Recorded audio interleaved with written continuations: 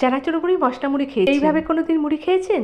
1 cup মুড়ি একটু জল দিয়ে ভিজিয়ে রাখলাম, 1 কাপ সুজি আর আধ কাপ দই একসঙ্গে মিক্স করে 15 মিনিট রেস্টে রেখে দিলাম। 3টে বয়েল আলুকে ভালো করে ম্যাশ করে বাটিতে রাখলাম। পরিমাণ মতো নুন, হাফ চামচ হলুদ, 1 চামচ লঙ্কা গুঁড়ো, 1 চামচ ধনে পাউডার, 1 চামচ গরম মশলা, একটু চিনি, অল্প লেবুর রস, হাফ কাপ পেঁয়াজ কুচি, অল্প বাদাম ভাজা, অল্প ধনেপাতা কুচি দিয়ে মেখে ছোট ছোট বড়া তৈরি করে নিতে হবে। ভেজানো মুড়িগুলো জল ছেঁকে আর ভেজানো সুজিগুলো দিয়ে মিক্সির মধ্যে অল্প নুন আর জল দিয়ে একটা মিডিয়াম থিকনেসের ব্যাটার তৈরি করে নিলাম।